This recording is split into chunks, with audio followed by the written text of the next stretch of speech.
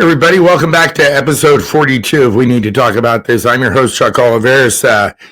It's been a minute. So the whole deal with the podcast thing started, of course, those of you that know me and have followed any of them know that I started by doing the Confessions of a Celebrity Bodyguard. And I had kept a journal when I was a bodyguard in Hollywood, and I did a bunch of podcasts on that. So anyway, that led to this We Need to Talk About It podcast, which then led into just being mostly just a hobby for me because I enjoy doing it and laughing at things, having my cousin Matt on with me and other guests.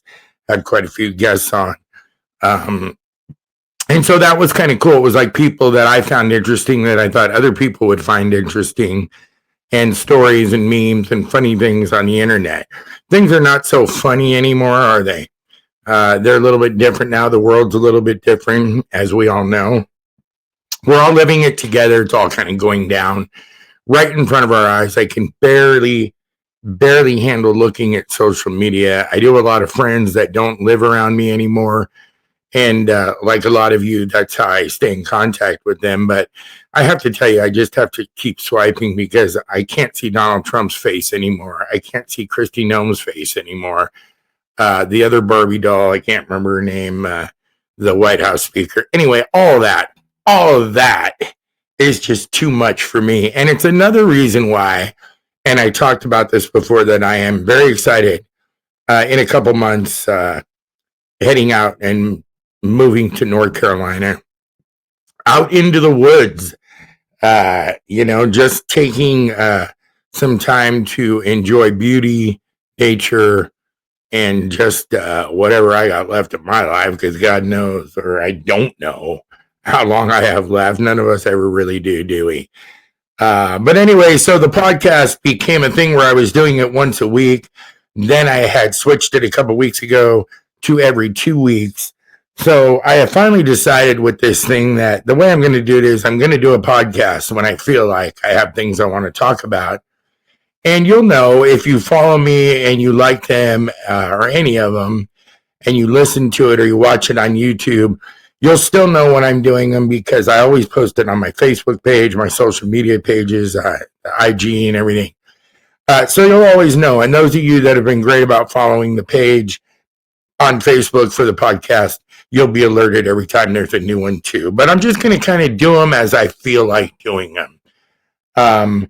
Because it's kind of hard to do one every single week. I mean, there's so much thrown at us on a daily basis around us in our world, at work, at home, everywhere. And it just made more sense to me when I started thinking about it. And I thought, just do them when you have something you want to say. And it doesn't have to be political. It doesn't have to be always about what's going on in the world. I'll always talk about that kind of stuff because it's happening. So I have to at least vent about it and get it out myself. So this is my outlet to do that. But in this particular podcast today, I had some things I wanted to talk about because I was watching. First of all, we have to start with talking about Ozzy Osbourne. So as you know, Ozzy Osbourne passed. The whole world knows this, the icon that he is. And many of you that know me already know that I have had some experiences with Ozzy Osbourne and the whole family back in my days in Hollywood being a bodyguard. And I was with them a couple times, with the family and with Ozzy a couple different times.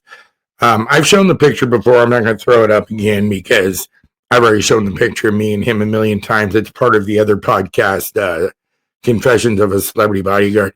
But I'm really sad, you guys, about the death of Ozzy. Now, we all know he had Parkinson's disease. He had a lot of stuff going on. But we all know he just did that final show with Black Sabbath. And it was amazing because he was in the chair. And I think I talked about it on the last podcast, but not too many people watched it. But I did mention it, and I did mention Ozzy's last show and stuff. That was super cool. I caught it. I didn't go to it live, but I did watch the recordings of it and stuff. And I was also watching a bunch of reels from backstage and all the folks that came to see Ozzy and stuff, because obviously it was his last show. And the thing I kept thinking when I was watching it, it was so sad to me, was I feel like he knew. I think a lot of us felt like he knew he was going to pass pretty soon. And look, it was only a couple of weeks later from that show, so or even a couple of days. I don't know exactly, but it wasn't very long. It was almost like right after he did that, and it was an amazing show. He sounded phenomenal. He had to sit in the chair the whole time, but he was still Ozzy. He was still amazing. And anybody who was anybody went to see him, of course. So I was looking at a reel or something that they were showing people that were backstage with him at the final show. I'm going to throw a shot of it up right here on YouTube for you. So there are a bunch of rock and roll icons, and they all came to see Ozzy. And this is all backstage, these pictures you're seeing here after that final show with Black Sabbath in England. Of course, in this picture, you can see Aerosmith, Steven Tyler there with him. But everybody was going to see him. Metallica was there, all kinds of people and stuff. But in watching this, it was just so sad for me because I always had a great time with the Osbourne family. And who doesn't love Black Sabbath and Ozzy Osbourne? I mean, an icon is now gone. There's so many things missing in the world that used to be here. And I've been reflecting on that quite a bit, especially as I get older and my parents being recently deceased. It's changed my life a little bit about the way I think about things, about the way I process things. And so I'm going to kind of talk about a little bit about that. But Ozzy definitely was a major rock and roll icon. Of course, he has 5 biological children. Here's just a quick shot of him here. And of course, Kelly and Jack, everybody knows them. But it was just super sad to lose him. And I thought it was really cool because his good friend Sammy Hagar, and of course we all know Sammy, here's what he wrote about him. He said, Ozzy Osbourne was and will always be one of a kind, true rock legend. For him to have been that close to death on July 5th and still get up there and perform like he promised, wow, that puts him in a category all of his own. Talk about commitment and loyalty to your fans. Nobody's going to outdo that ever. Rest in peace, my brother. You did it all, Sammy Hagar. And I thought it was really beautiful. It was a nice thing. Of course, everybody had wonderful things to say about him. He's got a million friends and stuff. But something that was interesting to me that I didn't really know about over the last couple of days that he's passed, I saw a reel, you guys, and it almost made me start crying when I was watching it. There's an artist, a young artist. Many of you are probably familiar with Youngblood. So Ozzy Osbourne, in an interview, was talking about Youngblood. He was talking about how Sharon was saying that Ozzy took a liking to that kid. And he's talking about him in this interview, and Ozzy's trying to tell everyone, I think I love this kid so much because he reminds me so much of myself. They had so many things in common. He just gravitated toward this kid, and this kid loved him back as much. Here's a shot of him in Youngblood right here on stage. But what a special relationship they have. So at some point, when Ozzy first met that kid and took a liking to him and saw the similarities between the two of them together, he gave that kid a cross that he used to wear all the time. And the most beautiful end to this story is that kid came back and at that last show, and he gave Ozzy a cross that he had made because Ozzy had given him his cross a long time ago, which was for good luck and for the kid's career. And, it was a gift to the kid. So the kid had this special cross made, you guys, and then he brought it to Ozzy. And it was just a beautiful moment. If you can look up a reel, it's probably on IG or one of those. I'm sure you can find it, Youngblood and Ozzy. But the cross that he gave him, oh my God, it was such a beautiful moment. And you could tell that Ozzy just loved this kid. He kept kissing him on the cheek and hugging him and thanking him. But the kid had a very special cross made for him to replace the one that he still wears around his neck that Ozzy gave to him for good luck a long time ago. I thought that was super, super cool. So just special moments, and there's a bunch of those. Social media is flooding with Ozzy Osbourne right now, and it's obviously because he was such an icon. 76 years old, and gone but never forgotten for sure. So I'm sure all the karaoke bars and a lot of bands will be playing a lot of Black Sabbath and Ozzy Osbourne. So God bless you, Ozzy. We're going to miss him.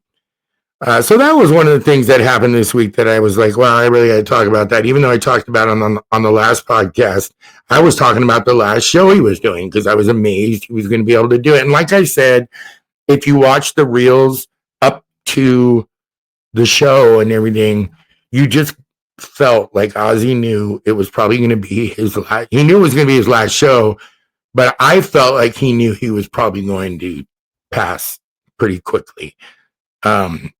And he had said in interviews a couple times to many people that he was going to die soon. He knew he wasn't doing well. He wasn't feeling well. He didn't feel well when he did this last show. He quit taking all the painkillers and stuff that he was taking for all the pain. And he just wanted to have his voice be as strong as possible for that last show. So he quit taking all that shit. And he belted out quite a show. And that will end up being, the end of his legacy. So he knew what he was doing. And again, I kind of think he knew he was going to be gone soon. So the other guy, I love music. Most of us do. Some people don't care about it, I guess. But I am a family full of musicians. And my father was a musician. So, and most of you know that I sing and I love to sing. And I'm always talking about this because as I get older, I keep thinking, man, when I can't sing anymore, I might lose my shit because it's about all I have left that makes me happy to be able to lock myself in my music room and learn a new song or just do my old songs I always sing and pick up, other ones and stuff. It's such a gratifying thing for me. And it's just one of those things. Dick Clark said, and I've mentioned it before on podcasts many, many episodes ago, he was quoted as saying that music is the soundtrack to our lives. Well, of course it is. You hear a piece of music, it's like a smell, right? So you smell a certain smell and you're like, man, that smells like my grandmother's house. Or that reminds me of a certain food. Or when I was living here at a certain time. Music is the same way, right? We hear stuff and you're just like, whoa, that song totally takes me back to this time. So, soundtrack to our lives, absolutely. So it's kind of how I feel. I had some pretty cool music, pretty cool musicians in my era. And as most of you know, I'm a huge Billy Joel fan, and I'm worried about him and he's got that brain thing going on. But I'm hearing he's going to be okay, and they're working on it and correcting it and all that kind of good stuff. But I'm sure that if you are a fan as well, that Billy Joel had a documentary that aired, I believe it was a week and a half ago. It's called Billy Joel and So It Goes, which is a great song he wrote, one of his older songs. The documentary is a two-part. I saw the first one. Second one's coming up on July 25th in 2 more days. This is a great, great documentary. And what I want to tell you about him is, we want to talk about, there's all these, great, iconic musician songwriters. Well, I mean, off the top of your head, right? It's just common knowledge. You're talking about Bob Dylan, the Eagles, and then you got Billy Joel. You got some of these guys. My point is, some of these guys are really, really good writers. John Mellencamp or John Cougar comes to mind. I always loved him because I can see everything. And a lot of these guys were like Springsteen and Billy Joel and even Bon Jovi over in New Jersey. I mean, these guys were working class kids that came from towns where people worked hard and stuff. So their songs were written about life and lives that we can all relate to as a working person and the common person out in the neighborhoods and stuff like that. So Billy Joel and his lyrics, undoubtedly, he's amazing, right? How many great songs has he written? I encourage you to watch the documentary because the first part is really informative. And there were some things even I learned, which is kind of shocking to me because I thought I knew everything about him. I followed him for a very long time. But I encourage you to watch the second part coming up on July 25th, HBO Max. And the thing I want to tell you about Billy Joel and how I kind of got hooked on him, I was probably right at the end of being a teenager and going into my 20s. And I think I went over to my cousin Virginia's house for a family event up in the Bay Area in the East Bay. And my cousin Johnny Candell, he had the album, The Stranger, from Billy Joel, which was the one album that launched him into huge audiences and stuff. So The Stranger was sitting in the corner of my cousin Virginia's house, and that album I just showed you, that was just sitting up against the, on the carpet, leaning on the wall. And I remember the picture drew me into it. I mean, there he is on the bed, and he's looking at that mask laying on the pillow. And then, of course, the boxing gloves always stood out to me over his shoulder there. But that album, The Stranger, it had Vienna. It had all these great songs, Just the Way You Are. I mean, Billy Joel has written so many songs, It's like you put these guys in a category, and it's like Stevie Wonder, Elton John, Bob Dylan, all these great lyricists and stuff. And that's the thing that excites me about music, because a lot of these guys were from my era, but their music has, lived on even for younger generations, because you cannot deny the authenticity of it and the writing and the lyrics and stuff. And definitely Billy Joel is one of those guys. There's another guy that I followed from my era, and I still love him today, and that's Jackson Browne. Some of you may know the name. I know a lot of people aren't as versed on Jackson Browne as I am, but I'm a huge fan of his. So you may remember him for songs like Running on Empty, Running On. And he has a bunch of other songs, Tender as the Night, all kinds of stuff. And I followed his career quite a bit. And the reason I followed it is because he, like Billy Joel, drew me in with his lyrics.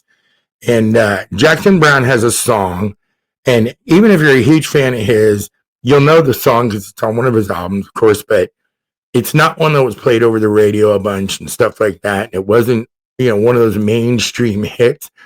But I want to just kind of share it with you, because I want you to see his lyricist, the way he wrote this song and stuff, and the words he uses and the things that the song says. So this particular song is called Sky Blue and Black, and I'll have to find out what album it's from, but here's the lyrics. I'm going to throw them up for you right here. And the way this song goes, and so you can read it if you're watching YouTube, just listen to the words in this. It says, "In the calling out to one another on the lovers up and down the strand, in the sound of the waves and the cries of the seagulls circling the sand, in the fragments of the songs carried down the waves from the radio, in the murmuring of the city in the distance, ominous and low, I hear the sound of a world where we played, and the far too simple beauty of promises we made." And it says, "If you ever need holding, call my name, I'll be there. If you ever need holding, I'll see you through Sky Blue and Black."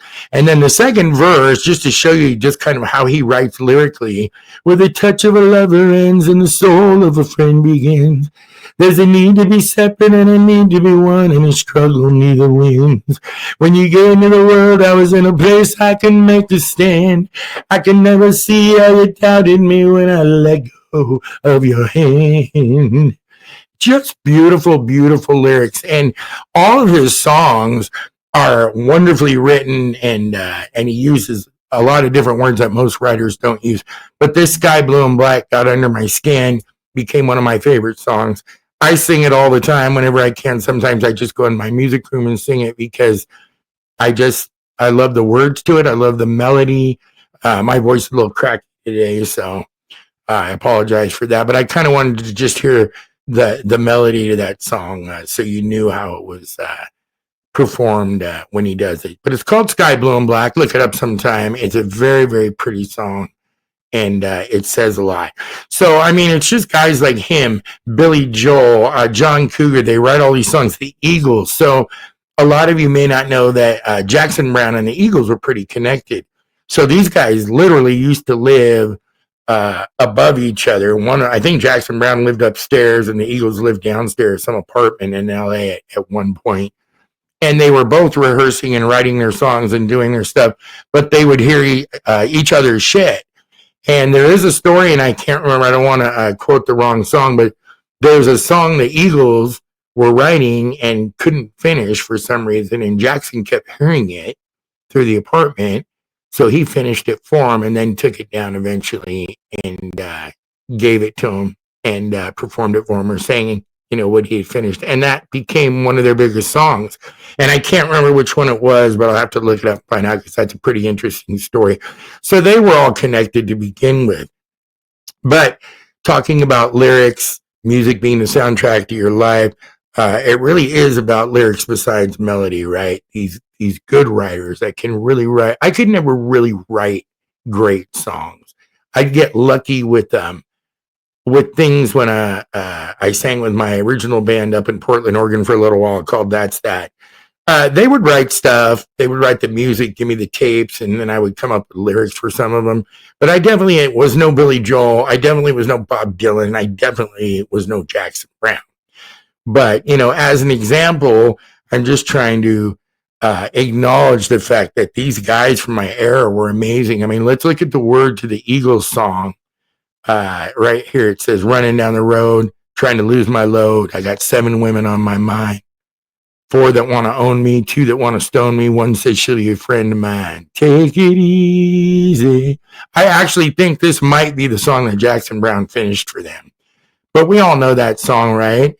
But lyrically, right? Don't let the sound of your own wheels drive you crazy. Lighten up while you still can. Don't even try to understand.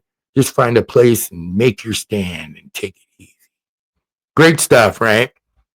So I just I want to pay homage to those guys, the OGs, the good ones. Peach iced tea, the best. Hey, Lipton, I'll promote it for you here. Send me some money. Look at that, Lipton peach iced tea. That's the best shit in the world. They go down real fast though. So, some of the other bands from my era I wanted to talk about was Boston. Of course, I had this album. I would stare at this album cover all the time. And maybe I was stupid. Most likely I was. But it took me a couple years to realize that those were guitars. I just looked at them and automatically went to Spaceship in my head. But everyone knows this album cover. And this had more than a feeling when I hear that old song, babe, and all those hits on it. Classic Boston album. You had REO Speedwagon. That was part of my era. High Infidelity. High Infidelity had all the hits from REO on it, right? Take it from a friend who never heard it from a friend. All those songs. In fact, there's a bunch of songs on this particular album that weren't necessarily, they didn't necessarily get a lot of airplay and stuff, but I got to tell you, that album is awesome. I can still listen to that thing over and over still today. And REO was a big, they were pretty popular. People liked them. So, I just wanted to talk about those guys because after watching that documentary, Ozzy dying, all these great music people were losing because it's different now, isn't it? Like the music's different, the artists are different. There's still some great artists. I got to tell you, Billie Eilish blows me away all the time. That girl's got so much talent. Her and her brother do amazing things, amazing lyrics, and their process of coming up with their ideas is amazing. So there's a lot of them. They're just different, right? We're still holding on to a couple of these guys. We still got Stevie Wonder. We still got Elton John. Steven Tyler's still around. There's still a lot of greats out there. But these OGs, they just have been writing for years, and they write beautiful, beautiful stuff. So, like I said, as I keep thinking about my life and as I get older, I'm like, man, what am I going to do if I can't sing? Because it's such an outlet for me. And I guess it's very similar to how my father felt toward the end of his life. He was always a keyboard player. Played wonderful piano. We'd sit next to him and listen to him play his baby grand.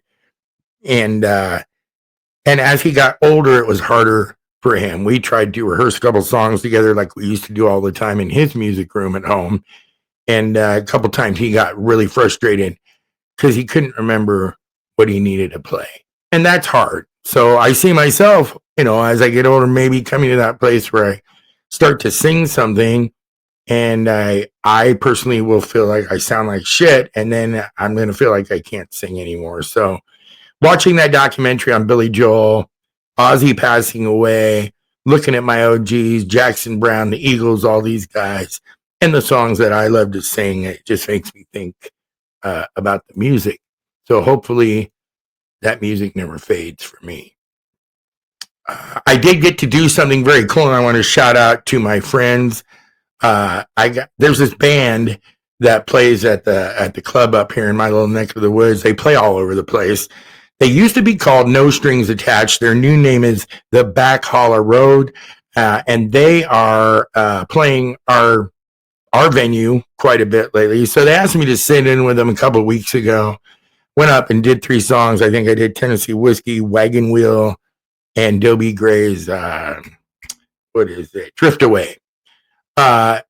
Or maybe it was Uncle Cracker's version, whatever. We did those 3 songs. So anyway, it was really, really cool. It was a lot of fun. I haven't sang with a live band since I was up in Portland, Oregon a couple of years ago. I definitely am always singing at home, singing at family events, doing karaoke, the whole thing. But these guys were so gracious to invite me up there to sing with them. There they are. Here's a quick shot of them, Back Harlow Road. And a great story to the name of the band, too. If you guys know, if you know, the movie Stand By Me, where do they find Ray Brower's body? They find it on the Back Harlow Road. So here they are. They switched their name to the Back Harlow Road because they're huge Stand By Me fans. And the gentleman you see on your right there, the other bald guy, I've got the cowboy hat on. Obviously, I'm under the chuck. That's Tease. So that's that gentleman plays with a band called the Dirty Papas. They're also another local band that plays all over the place around here. He was sitting in that day for one of the other guys because he was off attending a family funeral or something. But what a great bunch of guys. What a great bunch of guys. Did you hear what I said? What a great bunch of guys.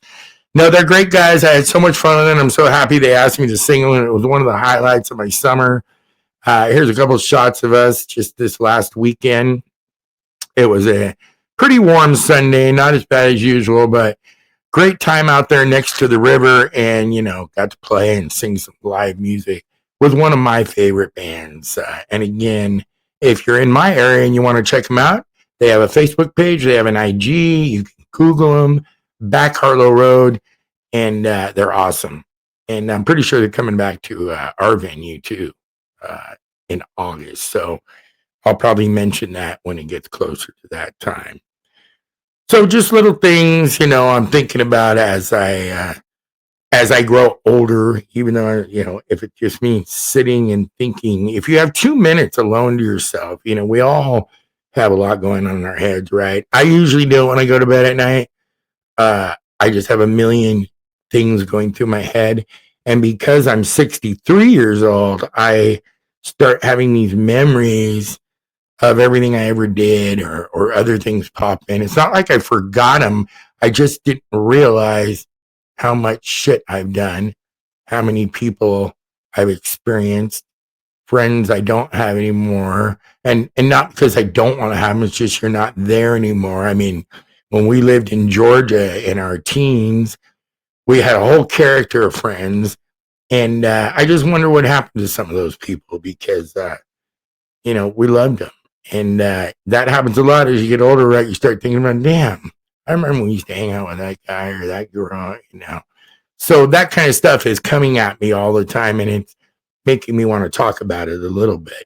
So definitely something to think about.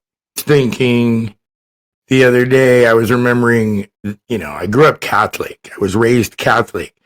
So you had Sunday school, you had to make your first communion, you had confession and all that. And our family did everything in the Catholic Church in a little town in the East Bay called Castro Valley, and it was Our Lady of Grace was the name of the parish. And every Sunday we'd have to go to Sunday school and stuff. And because my last name was Oliveris, I had to line up, last. and get into the classroom last for Sunday school and all that kind of stuff. And I'm just remembering the way the church smelled. And I remember how I can still sit here today and I can still smell the books and the way that the hymn books and things that they would give you in the church and how they smelled. And it was just funny, like little things as you get older come back to you, right? And you remember names. Like we had a nun, Sister Paula. She was pretty strict, right? And then we had our priest was Father Stack. And these were people that were in our parish for years. So some of them married my uncles and my aunts and remarried my grandparents at one time. But I remember Sister Paula, we were like afraid of her. My mother sometimes would not send us to church, and maybe we'd be going around town somewhere and we'd see Sister Paula in her car and she'd be looking at us like, why weren't you in church? And I used to tell my mother, she's going to come to the house. Well, she did. They would come to the house, or this particular nun would. She'd knock on the door. Why weren't the children in church, Carla? Blah, blah, blah. And my mom used to just shit herself. So it was just really funny when I started thinking about being raised in the Catholic Church. It wasn't bad. When I listened to some of the other people's religious experiences or growing up with a certain religion and stuff, ours wasn't that bad. We had carnivals. We drank wine. We ate food. Church was only an hour. That's not bad. There's other people doing like 8 hours a day at church on a Sunday and stuff. And it's like, no, I can't do that.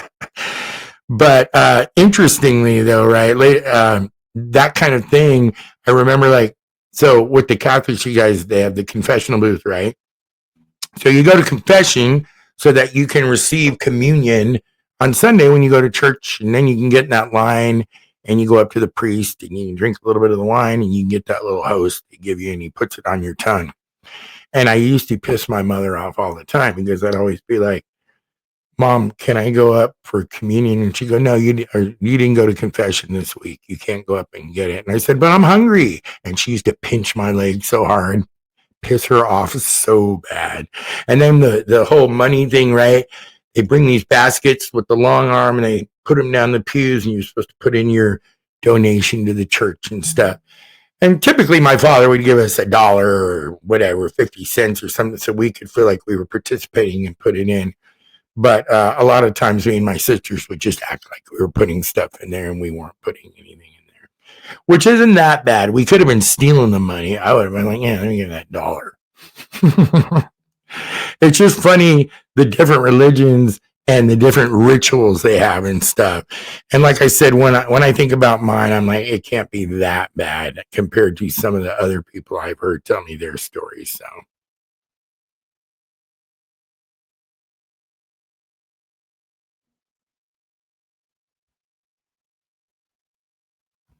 I was pausing there because I just remembered a story I kind of want to share with you, and I don't know if I should share it, but it's just like one of those funny little things when you're growing up. And this is what I'm telling you. I am full of information and things that have happened in my life because I'm old, and they come back to me from time to time. I'm going to share it with you anyway because it's kind of funny, and both my parents are deceased now, so they can't slap me for it or anything. But when we were kids, and we were probably about 12 and 13, Dad had like a workshop in the backyard of our house up in the East Bay, and he would build stuff in there. He built a bar because in those days, everybody had a cool bar in their living room. And anyway, he'd be in there all the time working and stuff. So it wasn't unusual to have Dad be out in his workshop. But I remember one day on the weekend, my father and my mother were out there and they heard us kids coming through the sliding door from inside the house out to the yard to look for them. So they decided to play a little joke on us, and Dad kind of closed the door and then held the door with his hands, right? Because he knew we'd all three come running in or whatever, Mom, Dad. So he held the door and then we went to run in and it wouldn't move, right? And we're like, what the heck? And I think I did it first. And then finally Dad opened the door and he pulled me in and then closed the door again. So my sister would follow behind me and then wonder where I went. And he kind of played this little game with all three of us until, he had us all in there. And then we were all like, Dad, you scared me, blah, blah, blah, whatever. So the bottom line to this story is later that afternoon, my parents decided they wanted to have sex. And us kids were out in the neighborhood riding our bikes, playing with our friends across the street, stuff like that. But at some point, I came in. My sisters were watching Brady Bunch or something on TV, and I ran through the hall to go ask my mom if I could go somewhere. And the bedroom door was closed. So I hit the bedroom door with my hands, and it wouldn't open. And I went, Dad's doing that thing again. So I went, and gave it a good shove. Well, I wish I hadn't have done that. They had put the dresser against the bedroom door, and they were doing it. And I saw them for a couple seconds, and I immediately closed that door and ran back into the living room and told my sisters, "Oh my God, I saw Mom and Dad doing it." And they, of course, were like, "Ew." And I did not know what to do. I did not know if my mother was going to come out and beat my ass or what. It was hilarious. Well, it's hilarious now. It wasn't then. So it only took, a few minutes or something. My sisters were still there doing their thing and watching the show. And I know what it was. We heard the door open and we were like, just act normal, just act normal. And so we did. We're staring at the TV and my mother comes out. She comes through the hallway and she looks at me and she goes, "Learn to knock." And that was it. That's all it was ever said. And my sisters just looked at me and it was the most hilarious thing. And I'll never get it out of my mind. So just be careful. If your parents' door don't open right away, don't try pushing it. But it's kind of Dad's fault for playing that little game with us earlier in the day. But I've had some other friends share their experiences with me with their parents and things like that ever happened to them. But these are the kind of things that happen to you as you get older. And sometimes it's not good. I think I told you on the last podcast, which nobody really watched, that my friend Holly Gallo's coming back on. She'll be back on the podcast the first or second week of August. We are following up with her from she was a law student going to college and stuff like that. She has graduated valedictorian of her class, and she is about ready to, I think she'll probably have already taken the bar by the time we get her on the podcast. But she's coming back. We're going to follow up with her on that. And me and her are also going to talk about some stuff that's going on in the world because she has strong opinions and insightfulness that I like getting from her. I think she's a very interesting guest. And she's actually moving into my house when I moved to North Carolina. She's getting this place. So I'm excited for that. And like I said, we're not going to be doing it every week. Every 2 weeks, we're going to do it when I feel like doing it. You'll know if you follow the page. You'll see it on my socials. And, of course, YouTube, if you follow that, will let you know as well. This is episode 42. We need to talk about this. It was good coming back and seeing you guys. Hope everybody has a great week. We'll talk to you soon, everybody.